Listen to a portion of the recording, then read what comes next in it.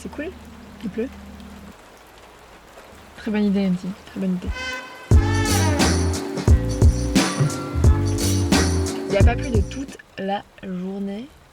Et comme par hasard, je prends la voiture, je me dis ok, j'ai aucune inspiration, j'arrive pas à écrire ma vidéo, je vais aller sortir prendre l'air. Ah ben, il s'est bien à pleuvoir sur le chemin. Donc voilà, c'est pas grave, on va faire avec. Ouais, un très chouette été, j'aime beaucoup. Bon,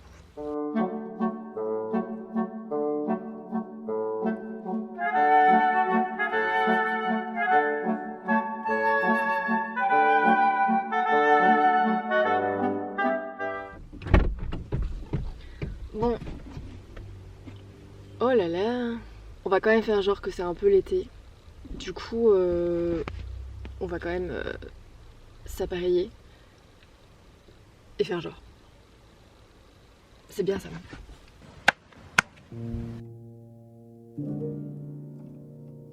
Faire genre enfant, c'était mon passe-temps favori. Est-ce que vous avez souvenir du moment où vous avez arrêté de penser que le monde était votre terrain de jeu préféré ? Perso, je me souviens que du haut de mes 4 ans, j'essayais avec beaucoup de mal de défier les lois de la nature, de passer par la fenêtre de ma chambre pour aller jouer dans la cour sans que mes parents le sachent, enfin c'est ce que je croyais. Et où mon besoin de liberté était si fort que les défis m'effrayaient pas vraiment. Pourtant, aujourd'hui, prendre des risques me demande un effort considérable. Les petits démons dans ma tête me répètent souvent que je suis pas à la hauteur ou que je vais être ridicule.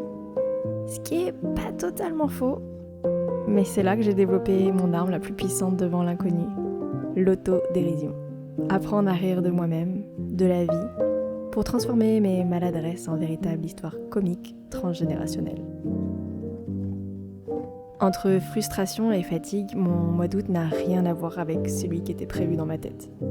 Et ça jusqu'à la dernière semaine où mon stage de voile s'est passé la seule semaine en Normandie où il n'y avait pratiquement pas de vent. La vie nous fait souvent des surprises et pas toujours les plus agréables. On a beau prévoir, planifier, la nature aime reprendre ses droits sans qu'on puisse émettre la moindre objection.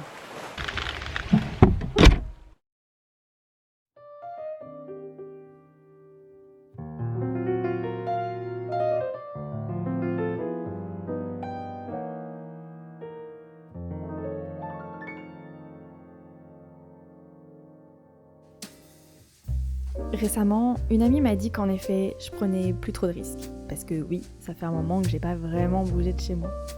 Je me suis questionnée et au final, j'étais pas vraiment d'accord avec cette affirmation. Au contraire, j'ai l'impression d'avoir pris plus de risques ces dernières années. Du coup, je me suis dit que prendre des risques, c'est bien. Mais prendre des risques qui servent une vision ou un projet, c'est encore mieux, non ? On a une image du risque où il faut absolument tout quitter, partir à l'aventure à l'autre bout du monde, alors que la prise de risque, c'est vraiment quelque chose qui s'adapte selon les besoins de chacun.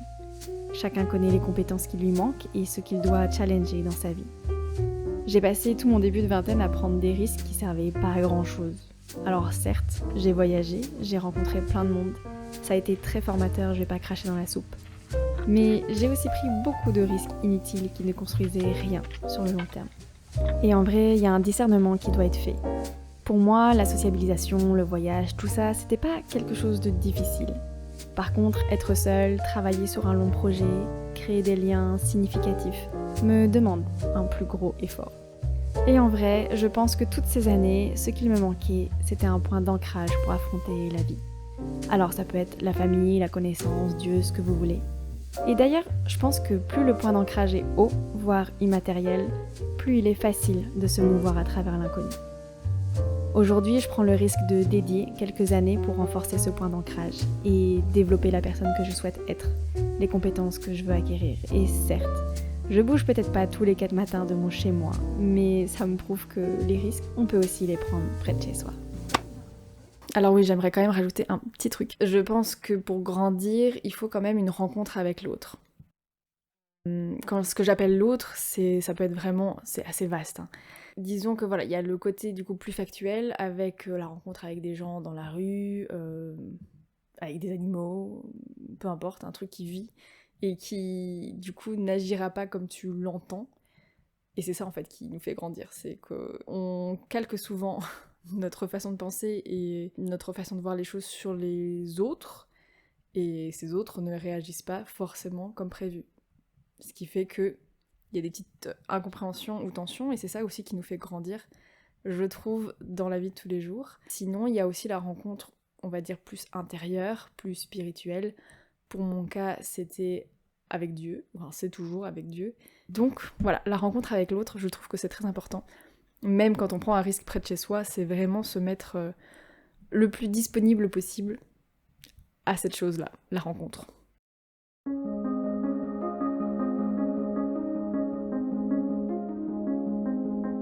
Parmi ces rencontres, certaines sont restées, d'autres ont simplement laissé leur marque.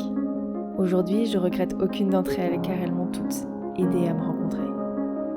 Elles m'ont aussi appris à reconsidérer mes évidences car oui, chaque être transporte avec lui une part de mystère et pour cohabiter, mon cerveau a dû apprendre à arrêter de calquer des idées, des obsessions sur comment une discussion ou un voyage devait se passer. Je pensais que j'avais pas le vertige, mais merci un peu. Au lieu de se concentrer sur les peurs que l'inconnu et la prise de risque peuvent engendrer, je me dis que c'est la vie qui nous présente à chaque fois un nouveau jeu de questions sur lequel méditer. Que cherches-tu à m'enseigner? Sur quel sujet veux-tu que je réfléchisse? À quoi me demandes-tu de renoncer? L'épreuve se veut exigeante, car elle souhaite ébranler afin de nous renouer avec notre part de vulnérabilité. Aimer la vie, c'est mettre sa confiance dans l'inconnu. Il y a une prière que je fais tous les jours, c'est « Seigneur, j'ai confiance en toi. Je m'abandonne à toi ». C'est ma manière à moi de m'ouvrir à tous les changements, les possibilités que la vie peut me donner ou me refuser. Les portes qu'elle décide de fermer, celles qu'elle accepte d'ouvrir autant à l'extérieur qu'à l'intérieur. J'entends souvent dire que croire en un Dieu, c'est pour les faibles. Pourtant, je peux vous assurer qu'avoir la foi, c'est bien souvent inconfortable. Avoir la foi, c'est tout d'abord accorder sa confiance en quelque chose qui nous dépasse et donc d'accepter totalement l'incertitude du chemin à suivre.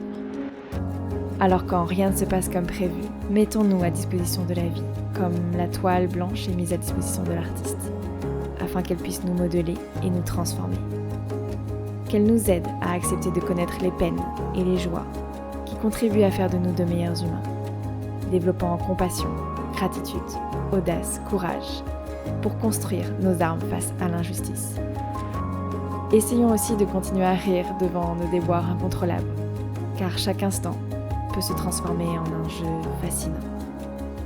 Parfois un peu piquant, mais toujours transformateur. Et comme le dit si bien la psychiatre Elisabeth Kubler-Ross, les belles personnes ne sont pas le fruit du hasard.